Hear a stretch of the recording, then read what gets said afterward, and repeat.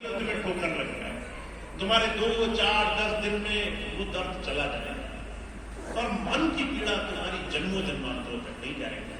अगर मैंने तुम्हें गाली दे दी तो तुम्हें वो कष्ट आज हुआ, और अगर मैं 10 दिन बाद दोबारा तुम्हें दिखाई दिया तो तुम्हें वो गाली फिर से याद आएगी और तुम फिर से उसी क्रोध में, पीड़ा में, दर्द में उतर जाओगे।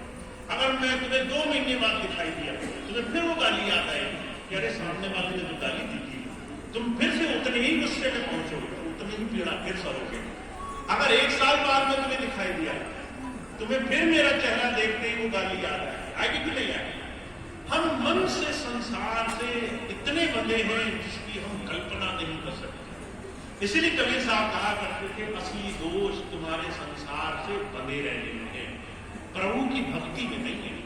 भजन सिमरन तो तुम्हारा एक क्षण में बन जाएगा, गुरु जी तो तुम्हारे अंदर एक क्षण में प्रकट हो जाएंगे। तुम मन से संसार को छोड़ना नहीं चाहते, तुम संसार से उलझे हुए, संसार से मुक्त नहीं होना चाहते। इसीलिए पहली चीज स्वामी जी ने कहा, मन की शुद्धता धारण करो।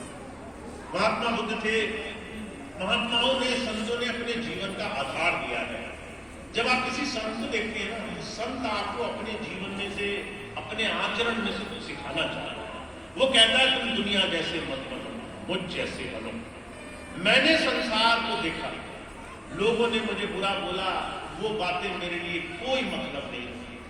महात्मा बुद्ध के जीवन की घटना सुनाता हूं। महात्मा बुद्ध एक बार एक गांव से निकले, किसी आदमी ने उन्हें देखा कि ये तो ऐसा प्रचार करते हैं ईश्वर का कि ईश्वर मूर्तियों में नहीं है, रूप में नहीं है, शक्ल सूरत में नहीं है, न राम को माने न शिव को माने। तो लोगों ने उनको अपशब्द बोलना शुरू किया। महात्मा बुद्ध मुस्कुराते रहे। बहुत देर जब वो बोल चुका तो महात्मा बुद्ध कहने लगे, अब जाने दो, अब तुम्हारा मुझे जो कहना था वो पूरा हो गया हो तो मैं जाता हूं। अब ये बात सुनी तो पंडित जी थे, ज्ञानी, वो कहने लगे, ये क्या बात हुई? मैंने इतना तुम्हें सुनाया है, इतनी गाली दी है, कुछ तो कहो। तो महात्मा बुद्ध कहने लगे, कुछ कहने को है नहीं, जो तुम देना चाहते हो वो मुझे नहीं चाहिए, मेरे लिए बेकार है। तुम्हारी गालियां, अपशब्द, दुष्प्रचार, ये वो, ये मेरे लिए कोई मायने नहीं है, मेरा दिल राजी नहीं होता। क्या हम और आप ये कर सकते हैं? अगर कोई हमें चारों तरफ गाली दे, क्या हम और आप इस तरीके से विचार कर सकते हैं? आप हर रोज ये काम करते हो, बस चुनाव आपका रहता है। आप जिसको चाहते हो उसकी तो दिल में हर एक बुरी बात समा के बैठते हो, जिसका चाहते हो उसकी एक क्षण में निकाल देते हो।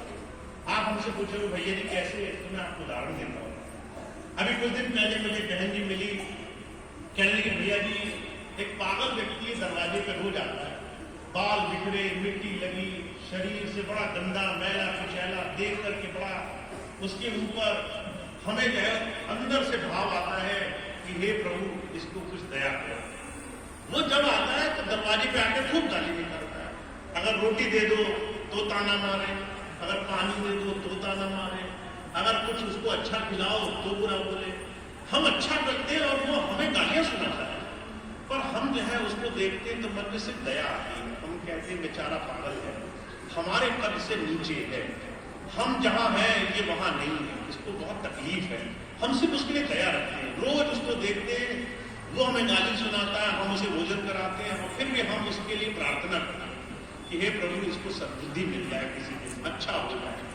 महाराज जी कहा करते थे, तुम चुनाव करते हो, पागल की मति देख करके तुम्हारे मन में दया आती है, पर जब तुम्हारे घर के लोग तुम्हें, तुम्हारे पड़ोसी तुम्हें, तुम्हारे जानकार तुम्हें कुछ बोलते हैं तो तुम सोचते हो ये बड़ा ज्ञानवान होगा। तुम जानते हो वो तुम्हें सच से नहीं जानता है, तुमने चोरी नहीं की, फिर भी उसकी